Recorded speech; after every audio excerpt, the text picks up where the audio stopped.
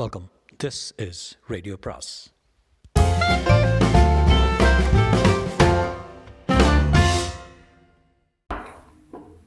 அனைவருக்கும் அன்பு வணக்கம். ராஜேஷ்குமாரின் அன்றே அப்போதே அந்த நிமிஷமே அத்தியாயம் 4.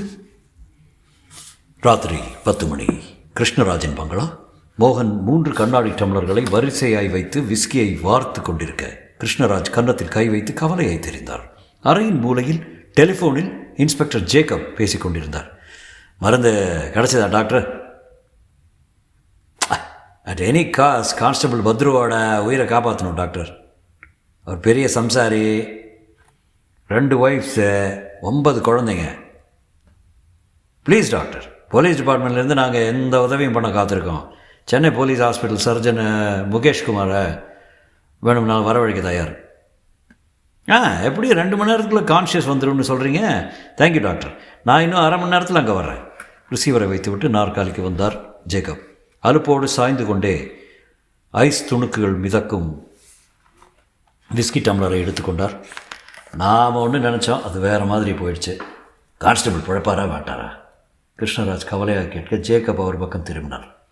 சாயந்தரம் 6 மணி வரைக்கும் நிலைமை ரொம்ப மோசமாக தான் இருந்தது. ஒரு ரேர் மெடிசன் கிடச்சி ட்ரீட்மெண்ட் கிடச்சதுமே நிலைமையில் அபிவிருத்தி தெரியுதான். கான்ஸ்டபிள் பத்ரு உயிர் பிழைக்க 70% வாய்ப்பு இருக்கான். இன்ஸ்பெக்டர், கைகளில் விஸ்கி டம்ளரை உருட்டியபடி மோகன் கூப்பிட்டான். உதட்டில் சிரிப்பு தொங்கிக் கொண்டிருந்தது. என்ன மோகன், கான்ஸ்டபிள் பத்ரு உயிர் பிழைச்சா உங்களுக்கு சந்தோஷமா? என்ன புரியாமல் சந்தோஷப்படாதீங்க இன்ஸ்பெக்டர். மோகன், நீங்கள் என்ன சொல்கிறீங்க? மோகன் விஸ்கியை ஒரே மூச்சில் தம் பிடித்து குடித்து விட்டு டம்ளரை கீழே வைத்தபடி கேட்டான். நம்ம எய்ம் என்ன? கம்ப்ளைண்ட் கொடுக்க வந்த பிருத்திவிராஜன் குடிச்சிருந்ததா சொல்லி கைது பண்ணி உள்ளே தள்ளணும். 2 மாதமாவது அவன் ஜெயிலுக்குள்ளே போகணும். இது நம்முடைய குறைந்தபட்ச ஆசை. அதாவது அவன் 2 மாதம் ஜெயிலுக்கு போகணுன்னு ஆசைப்பட்டோம். இப்போ இந்த நிமிஷம் அவன் தூக்கு மேடைக்கு போகிறதுக்கே ஒரு வாய்ப்பு கிடச்சிருக்கு. அதை நாம் நழுவ விடலாமா? கிருஷ்ணராஜ் குறுக்கிட்டு கேட்டார். மோகன், என்னடா சொல்கிறேன்? அப்போது நீங்களும் இன்ஸ்பெக்டரும் கொஞ்சம் யோசிச்சு பாருங்கள். கான்ஸ்டபிள் பத்ரு செத்துட்டா பிருத்திவிராஜனுக்கு ரொம்ப ரொம்ப சுலபமாக கொலைகாரங்கிற பட்டம் கிடைக்கும். சட்டத்துக்கு உறுதுணையாக இருக்கிற ஒரு குற்றம் நீதிபதியோட தீர்ப்பு எப்படி இருக்கும் யோசிச்சு பாருங்க. மோகன், நீ கான்ஸ்டபிள் பத்ரு சாகணும்னு சொல்கிறேன். இன்ஸ்பெக்டர் ஜேக்கப்பும் கிருஷ்ணராஜும் அதிர்ந்து போய் பார்க்க மோகன் தொடர்ந்தார். பிருத்திவிராஜன் தூக்கு மேடைக்கு போகணுங்கிற பத்ரு உயிரோடு இருக்கக்கூடாது இல்லையா? அந்த கான்ஸ்டபிள் தான் ஆபத்தான கட்டத்தை தாண்டிதான் டாக்டர் ஃபோனில் சொன்னாரே. மோகன் உதறி பிரியாமல் சிரித்தான். நம்ம பொறுத்த வரைக்கும் கான்ஸ்டபிள் பத்ருவுக்கு ஆபத்தான கட்டம் இன்னும் தாண்டல. இன்ஸ்பெக்டர் சார், நீங்கள் நினச்சா பத்ருவோட சாப்டரை முடிக்க. திடுக்கிட்டு போய் ஜேக்கப் நிமிர்ந்தார். கிருஷ்ணராஜ் மகனின் தோளை தட்டி கொடுத்தபடியே சொன்னார். Is correct Jacob. Constable Badr செத்தா தான் பிருத்திவிராஜனை கொலை வழக்கில் மாட்டி வைக்க முடியும். இன்ஸ்பெக்டர் ஜேக்கப் யோசிக்க ஆரம்பித்தார். மோகன் பக்கத்து டீபாயின் மேலிருந்து தமிழ் பேப்பரை உருவி நீட்டினான். நியூஸை பாருங்க இன்ஸ்பெக்டர்.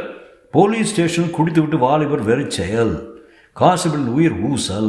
இந்த உயிர் ஊசலை இன்றைக்கி ராத்திரிக்குள்ளே நீங்கள் நிறுத்திடணும். நிறுத்திடுறேன்.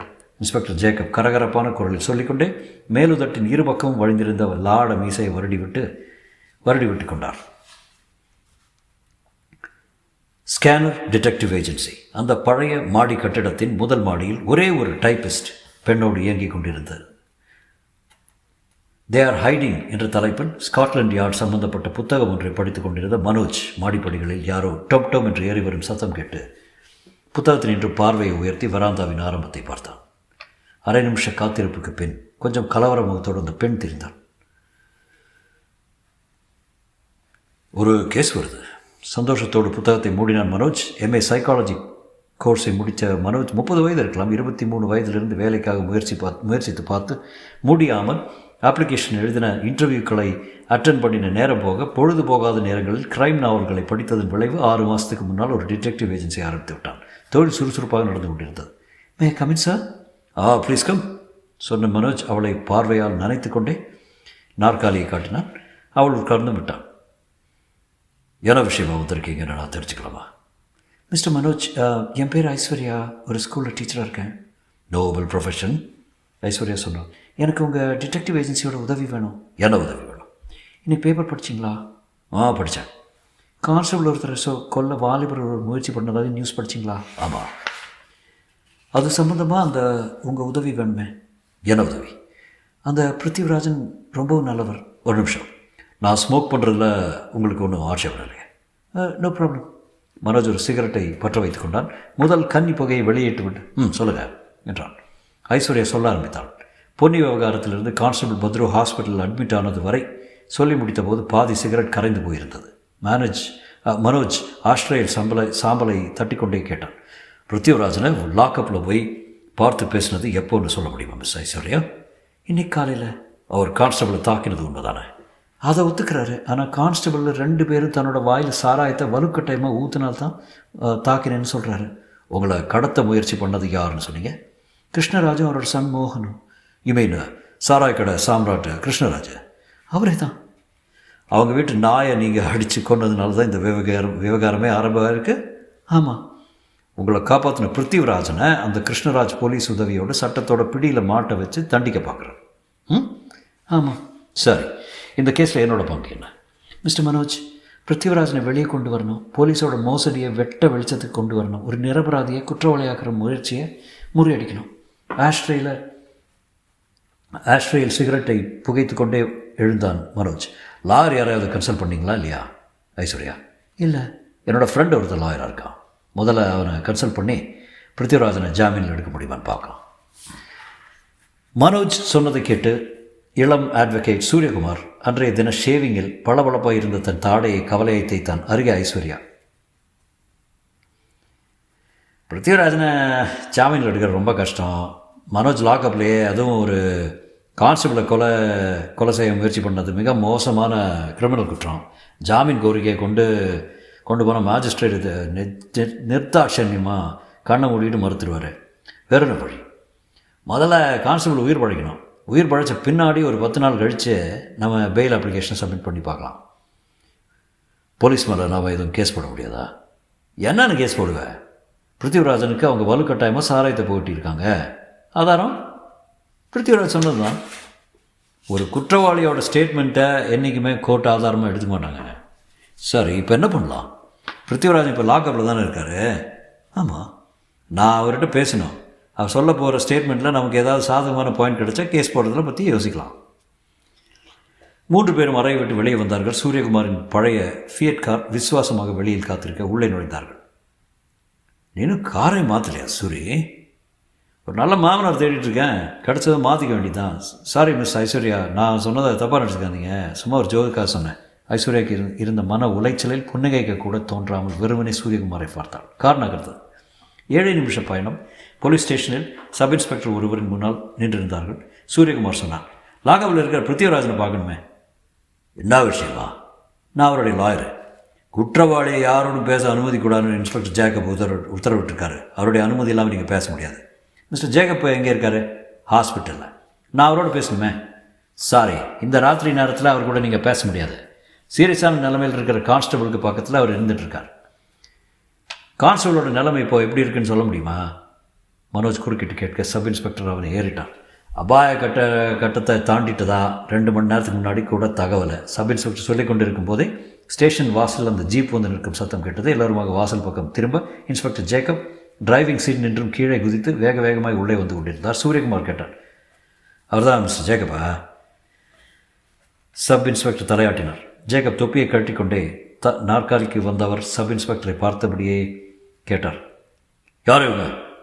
சப் இன்ஸ்பெக்டர் விவரத்தை சொன்னதும் ஜேக்கப் கோணலாய் சிரித்தார். கொலைகாரன் ஜாமீனில் எடுக்க வந்திருக்கீங்களா? சூரியகுமார் மேஜையில் 2 கைகளையும் ஊன்றிக்கொண்டு, I object this mister inspector. Prithvirajan constable தாக்கியிருக்காரு, அவ்வளோதான், கொலை செய்யலை. சார் சூரியகுமார், விவரம் தெரியாமல் அப்ஜெக்ட் பண்ணாதீங்க. என்ன விவரம்? பிருத்திவிராஜன் கொலைகாரனாக மாறி சரியாக 25 நிமிஷம் ஆகுது. What to you mean? Constable Badr இறந்துட்டார். பாடியை மார்ச்சுரிக்கு அனுப்பிச்சிட்டு தான் வர்றேன். ஐஸ்வர்யா, மனோஜ், சூரியகுமார் 3 பேரும் அதிர்ந்து போய் ஒருத்தர் பார்த்து கொண்டார்கள். சூரியகுமார் பதட்டமாக குறுக்கிட்டு கேட்டார், கான்ஸ்டபிள் ஆபத்தான கட்டடத்தை தாண்டிட்டதாக சொன்னார் சப் இன்ஸ்பெக்டரு. அது பழைய நியூஸு. டாக்டர் நம்பிக்கையோடு தான் இருந்தார். ஆனால் திடீர்னு யார் எதிர்பாராத ஒரு நிமிஷத்தில் கான்ஸ்டபிள் பத்ருவுக்கு வலிப்பு மாதிரி வந்தது. டாக்டர் வந்து பார்க்குறதுக்குள்ளே எல்லாமே முடிஞ்சிருச்சு. இப்போ சொல்லுங்கள் லாயர், பிருத்திவிராஜன் கொலைகாரன் தானே? இட்ஸ் ஓகே, நாங்கள் பிருத்திவிராஜனை பேசலாமா? நாட் நவ், நாளைக்கு வாங்க.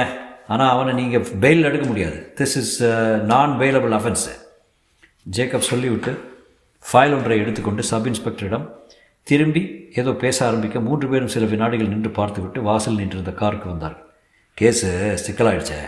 மிஸ் ஐஸ்வர்யா, பிருத்திவிராஜ் அந்த கான்ஸ்டபிளை தாக்கியிருக்கக்கூடாது. காரை நகர்த்தி கொண்டு சொன்னான் சூரியகுமார். ஐஸ்வர்யா குரல் தழுதழுத்தாள். அவர் எப்படியாவது காப்பாற்றணும் சார். எப்படி முடியும்? லாகப்புள்ளே நடந்த கொலையாச்சே. ஆலிபி ஸ்ட்ராங்காக இருக்குது. கார் போலீஸ் ஸ்டேஷனை விட்டு 20 அடி தூரம் நகர்ந்திருக்கும். மனோஜ் குரல் கொடுத்தான். சூரி, காரை ரோட்டோரமாக நிறுத்த. ஏன் நிறுத்தேன் சொல்கிறேன். சூரியகுமார் நிறுத்தினான். மனோஜ் தனக்கு பக்கத்தில் உட்கார்ந்து ஐஸ்வர்யாவிடம் திரும்பினான். மிஸ் ஐஸ்வர்யா, பிருத்திவிராஜனுக்கு கான்ஸ்டபிள் சாராயம் புகட்டின போது அவங்க 2 பேரும் பேசிக்கிட்டதா ஒரு தகவல் சொன்னீங்க, ஞாபகம் இருக்கா? என்ன தகவல்? காலி சாராய பாட்டிலில் முதல் காரியமாக குப்பை தொட்டியில் வீசி எறியணும், இல்லைன்னா நாளைக்கு விசாரணையில் மாட்டிக்குவோமேன்னு கான்ஸ்டபிள் பேசிக்கிட்டதா பிருத்திவிராஜன் உங்ககிட்ட சொன்னார் இல்லையா? சரி, அந்த பாட்டிலை வச்சுட்டு உன்னால் என்ன பண்ண முடியும்? என்ன பண்ண முடியுமா? முதல்ல பாட்டில் இருக்கான்னு பார்த்துட்டு வரேன்.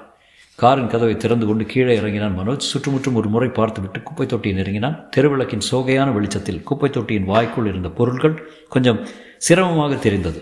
ஆரஞ்சு பழ தோல்கள், சிதிலமான நியூஸ் பேப்பர்கள், முட்டை ஓடுகள், காலாவதியான கார்பன் பேப்பர்கள், வார் இல்லாத ஒரு ஹவாய் செருப்பு, உடைந்து போன பிளாஸ்டிக் பக்கெட்.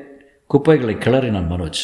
சாராய பாட்டிலின் உடைப்பட்ட கழுத்தும் 2 பெரிய துண்டுகளை கொடுத்து உடைந்து போயிருந்த பாட்டிலின் உடம்பும் கண்ணுக்கு கிடைக்க மனோஜ் பேண்ட் பாக்கெட்டிலிருந்து கர்ச்சீஃபை எடுத்து அந்த கண்ணாடி துண்டுகளை மௌனமாக கோர்த்து எடுத்தான். தொடரும்.